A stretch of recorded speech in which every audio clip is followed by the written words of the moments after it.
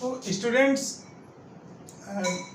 आज अपन जो है सेंटर ऑफ मास की वेलोसिटी और एक्सलेशन को समझने का प्रयास करेंगे। तो अपन ने समझा था कि जो पोजीशन ऑफ सेंटर ऑफ मास होती है, आर सेंटर ऑफ मास का इक्वल होती है m1 r1 plus m2 r2 dash dash dash mn rn upon m1 plus m2 dash dash dash mn। This is the position of centre of mass for discrete mass system. मैंने आपको last lecture में बताया था कि दो तरीके के system होते हैं, एक तो डिस्क्रीट मास सिस्टम होता है और एक कंटिन्यूस मास सिस्टम होता है। तो ये डिस्क्रीट मास सिस्टम के लिए है। इसी रिलेशन को अपन समेशन की फॉर्म में लिख सकते हैं, summation M I R I I equal to 1 से आई इक्वल टू एन, और नीचे क्या लिख सकते हैं, summation M I I equal to 1 to I equal to N.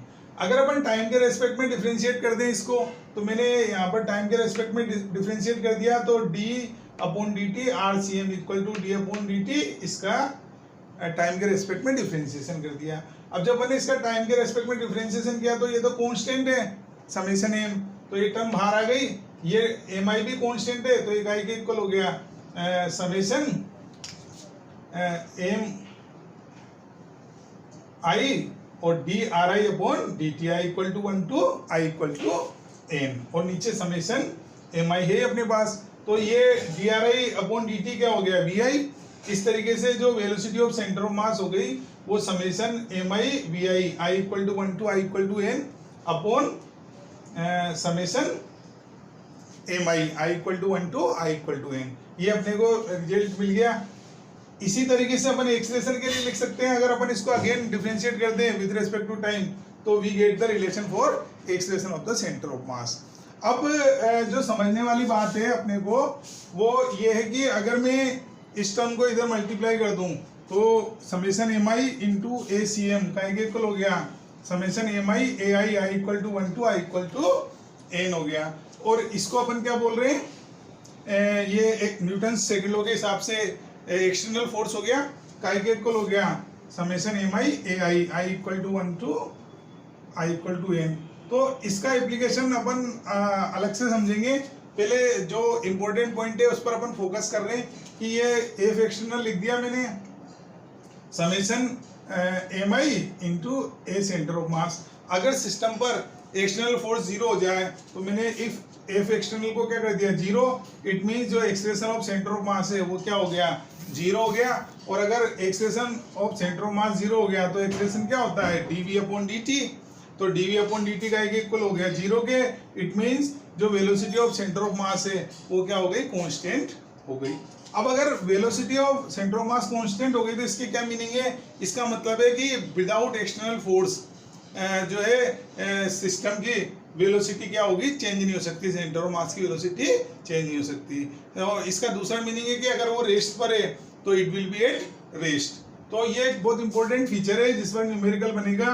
तो अगर मैं एक्स कोऑर्डिनेट लिख रहा हूँ सेंटर ऑफ मास के, तो that is m1 x1 plus m2 x2 dash dash dash mn xn upon m1 plus m2 plus mn, एक centre of mass. अब आप सोचोगे कि पहले मैंने इस रिलेशन में वेक्टर साइन नहीं लगाया था, अब मैं वेक्टर साइन लगा रहा हूँ, ये पर्पसफुली लगा रहा हूँ मैं, इसको स्केलर फॉर्म में भी लिख सकते हैं क्योंकि ये 1 डायमेंशन का वेक्टर है, तो अपन यहाँ पर वेक्टर साइन की जगह प्लस माइनस साइन भी यूज कर सकते हैं। तो ये सिर्फ इसलिए कि आपको ये ध्यान रहे कि यहाँ पर x1 x2 की वैल्यू विद साइन पुट करनी है, अगर पॉजिटिव है तो पॉजिटिव पुट करना है और नेगेटिव है तो नेगेटिव पुट करना है।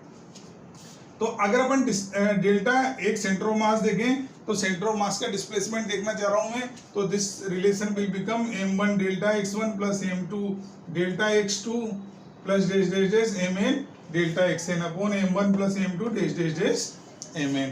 अब अगर जो है centre of mass initially rest पर था और उस पर अगर एक्सटर्नल फोर्स जीरो है तो वो रेस्ट पर ही बना रहेगा, वेलोसिटी में चेंज नहीं ले सकता। तो इसका मतलब है कि जो डेल्टा एक सेंटर ऑफ मास है वो जीरो हो जाएगा।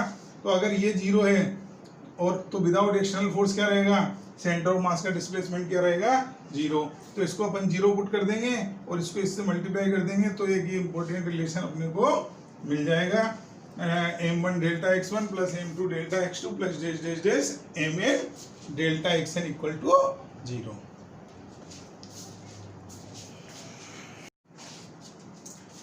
स्टूडेंट्स, अभी अपन सेंटर ऑफ मास के कोऑर्डिनेट निकाल रहे थे, सेंटर ऑफ मास की वेलोसिटी, और मैंने आपको बताया था कि अगर एक्सटर्नल फोर्स जीरो होता है तो एक्सलेरेशन ऑफ सेंटर ऑफ मास क्या होता है, जीरो होता है। और acceleration of centre of mass zero, इसका मतलब है वेलोसिटी क्या रहेगी, कांस्टेंट रहेगी। और अगर सिस्टम इनिशियली एट रेस्ट पर है तो वो रेस्ट पर ही बना रहेगा जब तक कि उस पर एक्सटर्नल फोर्स नहीं लगाया जाए। तो इस पर न्यूमेरिकल्स आते हैं एग्जाम में, तो मैं आपको इलस्ट्रेशन में ऐसे कुछ एग्जांपल ले रहा हूँ। तो अपन अब देखेंगे पहला एग्जांपल कि एक ये स्लेब है जिसका मास कितना है m और लेंथ कितनी है l। ये फ्रिक्शनलेस सरफेस पर प्लेस्ड है और इस पर एक बच्चा जिसका मास कितना है m, वो इसके एक एंड पर सिचुएटेड है। इस एंड को अपन ने a मान लिया। अब ये बच्चा इस सरफेस पर फ्रिक्शन है और ये वाला सरफेस फ्रिक्शनलेस है। अब ये बच्चा अगर मूव करके एक एंड ए से बी एंड बी पर पहुंच जाता है तो पूछ रहा है कि स्लेब कितना डिस्प्लेस होगी अपनी पोजीशन से। तो अब इसको समझने के लिए सबसे पहले मैंने एफबीडी बनाया। इस पर कौन कौन से फोर्स लग रहे हैं स्लेब पर, एक तो एमजी लग रहा है और एक फ्लोर का रिएक्शन लग रहा है N1। इस बच्चे पर क्या लग रहा है, एमजी, और एक स्लेब का रिएक्शन लग रहा है N2। अगर अपन इसको सिस्टम सपोज कर लेते हैं, मैंने इसको सिस्टम सपोज कर लिया, तो अब मैंने देखा कि सिस्टम पर जो है फोर्सेज जो लग रहे हैं एक्सटर्नल, वो वर्टिकल डायरेक्शन में है, हॉरिजॉन्टल डायरेक्शन में कोई भी एक्सटर्नल फोर्स नहीं है। यहाँ पर फ्रिक्शन एक्ट करेगा लेकिन वो फ्रिक्शन क्या होगा, इंटरनल होगा, क्योंकि विद इन द सिस्टम है। तो जब ये बच्चा मूव कर रहा है तो एक्सटर्नल फोर्स जो है एक्स डायरेक्शन में वो जीरो है। इसका मतलब है जो velocity of centre of mass है वो पहले जीरो थी, तो फाइनली भी क्या रहेगी, जीरो रहेगी, चेंज नहीं हो सकती विदाउट एक्सटर्नल फोर्स। और इसका मतलब है कि जो displacement of centre of mass है वो भी जीरो रहेगा। अब जो displacement of centre of mass का फार्मूला मैंने बताया था, delta X centre of mass equal to m1 x1 plus m2 x2 upon m1 plus m2। तो ये जीरो मैंने पुट कर दिया। As such I get sorry ये m1 delta x1 plus m2 delta x2। तो जब अपन ने इसको इधर मल्टीप्लाई कर दिया तो ये m1 delta x1 plus m2 delta x2 का इक्वल हो गया, जीरो के इक्वल हो गया। अब मैंने क्वेश्चन को सोल्व करने के लिए ये सपोज किया है कि बच्चा जब इधर से इधर जा रहा है तो बच्चा कितना मूव कर रहा है स्लेब पर, l डिस्टेंस मूव कर रहा है, और स्लेब इधर कितना स्लाइड कर गई, x। क्यों, क्योंकि जब ये बच्चा इधर जाएगा तो सेंटर ऑफ मास इधर शिफ्ट होगा, लेकिन सेंटर ऑफ मास अपनी पोजीशन चेंज नहीं कर सकता विदाउट एक्सटर्नल फोर्स। तो इस सेंटर ऑफ मास को उसी जगह लाने के लिए जो स्लेब है वो राइट साइड में मूव करेगी। तो अपन ने देखा कि ये जो बच्चा है वो स्लेब के रेस्पेक्ट में कितना चल रहा है, एल चल रहा है, लेकिन स्लेब इधर कितना मूव कर गई, एक्स। तो जो बच्चे का ग्राउंड के फ्रेम में डिस्प्लेसमेंट हो रहा है that is L minus x, और किस डायरेक्शन में हो रहा है, इस डायरेक्शन में हो रहा है। तो अगर अपन ने राइट डायरेक्शन को पॉजिटिव माना है, इसको क्या सपोज किया अपन ने, पॉजिटिव डायरेक्शन, तो फिर बच्चे का डिस्प्लेसमेंट क्या हो गया, नेगेटिव। तो मैंने यहाँ पुट कर दिया m डेल्टा x1 की जगह क्या पुट कर दिया, minus l minus x, plus slab का मास कितना है m, और स्लेब का ग्राउंड के फ्रेम में डिस्प्लेसमेंट कितना है x, पॉजिटिव है। तो फिर अपन ने इसको mx पुट कर दिया और फिर अपन ने इसको सोल्व कर दिया, तो x equal to ml upon m plus m मिल गया। अब मैं एक और इलस्ट्रेशन ले रहा हूँ ताकि आपको कंसेप्ट और क्लियर हो जाए। इसमें ये HCV का क्वेश्चन नंबर 12 है, पेज नंबर 160 है। यहाँ पर मैंने क्या लिया है कि एक नाव है और वो पानी में सिचुएटेड है, वाटर में, नदी में, जो स्टिल वाटर है ना, रुका हुआ पानी है।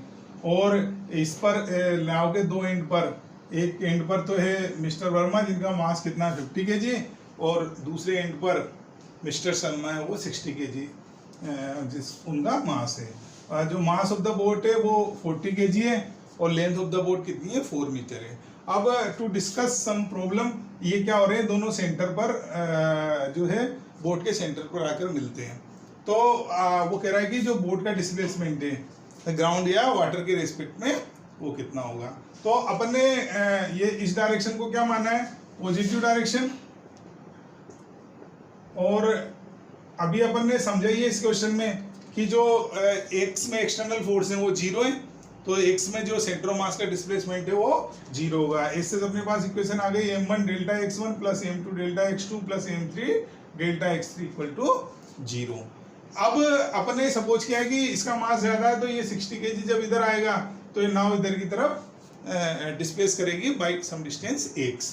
तो ये नाव का डिस्प्लेसमेंट जो है, बोट का डिस्प्लेसमेंट है वो पॉजिटिव डायरेक्शन में, और ये जो अपन ने 60 kg वाले का लिया है वो नाव के रेस्पेक्ट, इसके बोट के रेस्पेक्ट में कितना है 2 मीटर, और इसका भी बोट के रेस्पेक्ट में कितना है 2 मीटर। तो अपन पहले इसको ले रहे हैं, तो इसका वाटर के रेस्पेक्ट में या ग्राउंड के रेस्पेक्ट में कितना हो गया 2 मीटर प्लस x। तो मैंने ये रख दिया m1 डेल्टा x1, तो 52 प्लस x, प्लस बोट का कितना हो रहा है इधर x, ये भी पॉजिटिव है, मास कितना है 40, तो 40x हो गया, प्लस जो मिस्टर शर्मा है उनका डिस्प्लेसमेंट कितना हो रहा है 2 माइनस x, लेकिन कौन सी डायरेक्शन में हो रहा है नेगेटिव में, तो मिस्टर शर्मा का रख दिया मैंने plus 60 minus 2 minus x equal to 0। और जब मैंने इस इक्वेशन को सोल्व कर दिया तो 150x इक्वल टू 20 आ गया, तो x इक्वल टू 2/50 मीटर आ गया, या 40/3 सेंटीमीटर आ गया।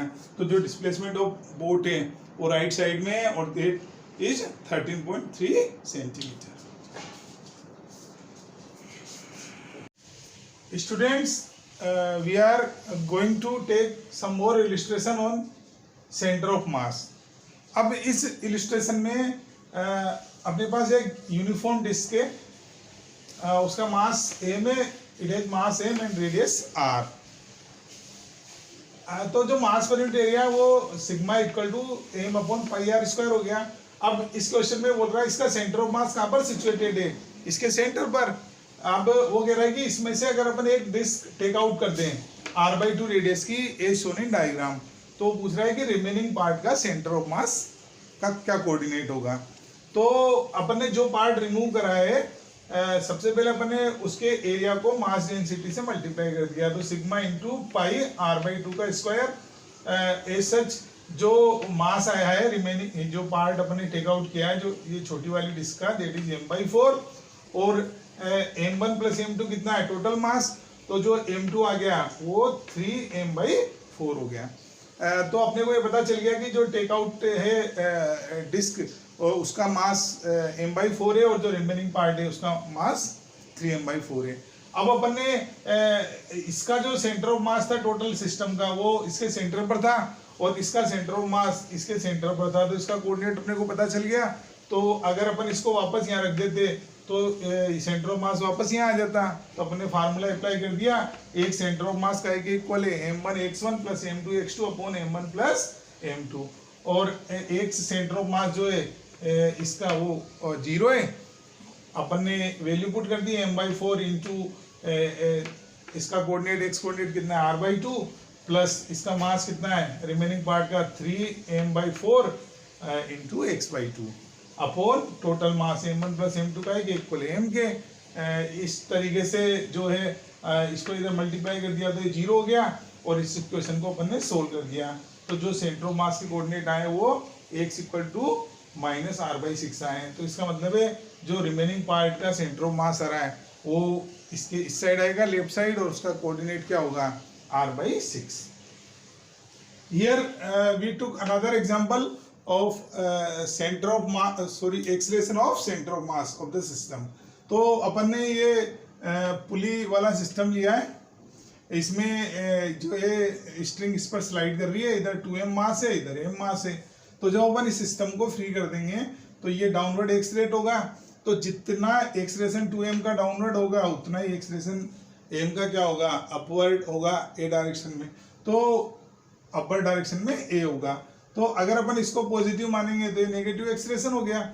अब अपने को अगर किसी तरीके से ये एक्सलेशन पता चल जाए तो फिर अपन फार्मूले में पुट कर सकते हैं, acceleration of centre of mass के फार्मूले में वैल्यूज पुट कर देंगे, then we get the acceleration of centre of mass of the system.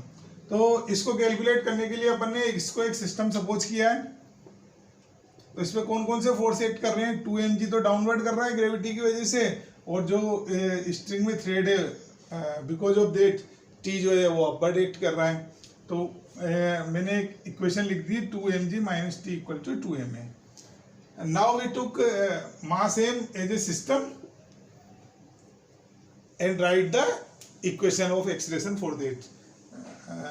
It is accelerating upward, so equation is t minus mg equal to ma. And now we add above two equation to get the value of a. तो अपने ये यहाँ पर equation put कर दिए और ये t से t कैंसिल हो गया.